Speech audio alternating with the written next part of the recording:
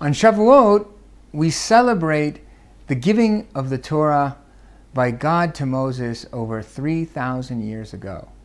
The Rambam, in his 8th principle of faith, explains that we are to believe that the Torah scrolls that we have in our synagogues today are identical to the Torah that Moses received from God 3,000 years ago. So much so that every word that is found in our Torah scrolls is to be found in the Torah that was given to Moses 3,000 years ago. And, continues the Rambam, every letter is packed with meaning. This principle is so critical to the Jewish faith and to the Jewish people that if someone does not accept this principle of faith, he is deemed a heretic, has no place in the Jewish people, has no place in the world to come, and is a danger to the Jewish people and must be shunned. But there's a problem with the Rambam's principle, because we know that the vicissitudes of time have done their damage to the transmission of this 3,000-year-old document. We know this not because of modern scholarship, and we know this not because of archaeological evidence. We know this because it has been said so in our very traditions, in our very works of literature that have been handed down for over 1,000 years and more. In the Midrash, it says that there are dots over certain letters and certain words. And the Midrash goes on to explain the meaning of these dots and these words. But the Midrash then concludes and says, you know, really those dots were placed by Ezra the scribe to mark words that he wasn't sure if they really are part of the Torah. And he explains that when Eliyahu Hanavi comes at the end of days to redeem the world, and he asks us, why did you include these words in the Torah? So we'll say, we weren't sure, but there's no problem. There's dots over them. We'll just erase the words. And if he says, oh, how did you know this word was included? Well, we'll say, well, we thought they were. They're part of our transmission, and we'll erase the dots. But now we have here a discrepancy of words. The Midrash says that there are 10 such places in the Torah. What are we to do with the Rambam's principle of faith, that every word is identical to those words given to Moshe on Sinai over 3,000 years ago? But that doesn't end there. There's a Gemara that explains that we are no longer expert in vowelizing the words of the Torah. We are not sure where the Vav is placed and where the Yud isn't placed.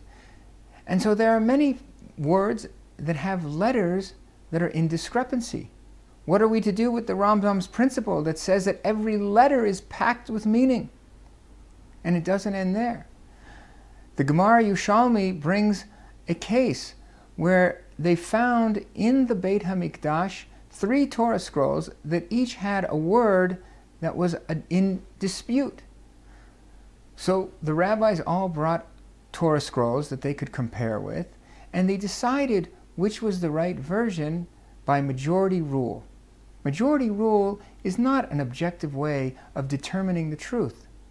It is a method that humans who are prone to err use because that's the best method that we have. So here we have 3 cases from classic Jewish literature which call into question the Rambam's principle of faith. But the Rambam knew all of these sources. So why did he write his principle of faith as such? The answer is approach. There are 2 approaches to the Torah. Either it's divine or it's man-made. The reason is because if we say that there are some discrepancies that we really don't know if they were put in there by men, if they're just mistakes, if they're the result of the vicissitudes of time.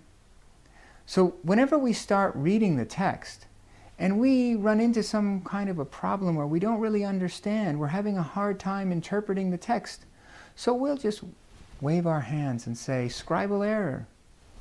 vicissitudes of time. And we'll throw out that difficult passage. And we'll do it over and over and over until we'll throw away the whole Torah.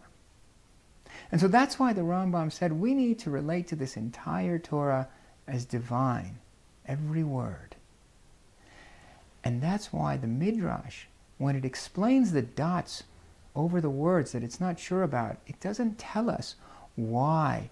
It doesn't tell us why these dots were placed there by Ezra. It starts by explaining the meaning of those dots and the meaning of every word that those dots denoted. And at the end, it tells us, and by the way, we're not sure about these words, but we're willing to wait for Eliyahu Navi to come and tell us if they're really part of the Torah or not. However, if we start from the other way around, and we start with all the discrepancies and all the unsureties, well, we're not going to be around to accept those corrections from Eliyahu Navi. And so that's why the Rambam worded his principle as such. It is a fundamental principle of faith that the entire Torah, every word, every letter, is divine. Chag Matan Torah Sameach.